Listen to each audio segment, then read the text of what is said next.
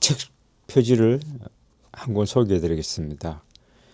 행정학도를 위한 행정법. 작년 말에 하나 요약한 책입니다.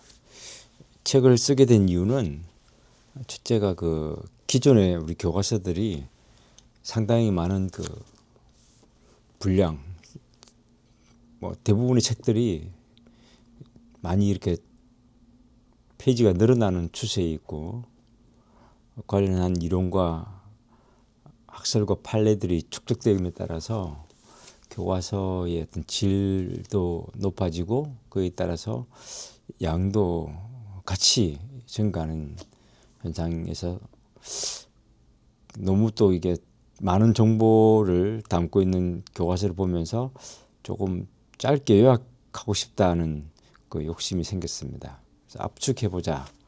그리고 둘째는 제가 행정학과 경제학의 어떤 베이스를 가지고 행정법을 공부하는 학자로서 사시로서의 행정과 규범학으로서의 행정법을 한번 이렇게 조화롭게 균형 잡아보는 틀을 만들어 보고 싶었습니다.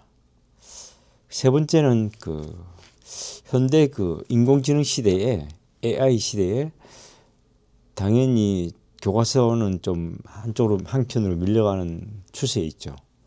많은 학생들이 책을 가까이 하지 않고 디지털 기기를 통해서 지식과 정보에 빠르게 접근하고 정보에 이렇게 익숙해져 있는 상황에서 이 아날로그적인 이 교과서적인 이 글을 읽는다는 것은 조금 어떤 문명 시대의 석기 시대의 어떤 감성을 느끼는 그 정도밖에 되지 않지 않을까. 그리고 오히려 이 젊은 MZ 세대에게는 이러한 글들이 길게 써져 있는 글들이 익숙하지 않고 훈련되어 있지 않은 학생들에게는 좀 불편할 수도 있겠다라는 생각에서 출판업계가 전반적으로 책을 읽지 않고 있기 때문에 어려운 상황에서 또 하나의 책을 더하는 것이 과연 바람직한가 하는 고민을 했었습니다. 그럼에도 불구하고 요약된 행정법의 책을 하나 발간하고 싶었던 것은 인공지능 AI 접근을 통해서 얻는 행정법에 관한 판례나 이론들이 가끔 의외로 틀리는 경우가 많이 있더라고요. 많이 있습니다. 아주 이제 고도로 공부가 되어 숙련된 학자라면 발견해낼 수 있겠지만, 지금 배우고 익히고 이해하며 암기해 나가야 되는 우리 학생들은 그런 오류들을 발견하기가 상당히 쉽지 않거든요. 그러다 보면 세월이 많이 흐르면 이 틀린 정보가 우리 보편적인 학생들의 어떤 사고의 틀에 자리 잡게 되면 틀린 것 자체가 정답이 될 수가 있는 거죠. 오히려 틀린 것 자체를 모르고 모두가 다 틀린 것이 진실이라고 알게 되면 그게 진실이 되는 건가? 예, 그래서 오히려 판례 검색해 보면 AI가 제시하는 판례는 없다든지 실질적으로는 없는데도 아주 마치 그럴듯하게 검색 결과가 나와 있기 때문에 학생들은 100% 쏟기 쉬운 거죠. 그래서 외우기 쉽고 진실인 줄 알고 접근하기 쉬운데 그런 부분들이 꽤 발견됩니다. 그리고 AI가 생각보다 고집이 세더라고요. 너 이거 틀렸어라고 지적해주면 아니라고 하면서 반박을 하는데 상당히 논리적으로 반박을 하기 때문에 웬만한 학생들이 그 잘못된 정보를 발견하고 수정해서 논증하기가 쉽지 않을 수도 있겠다. 그래서 최후의 보루로서의 어떤 종이에 적힌 이 글을 한번 쓰는 것도 나름대로 의미가 있다는 생각을 했습니다.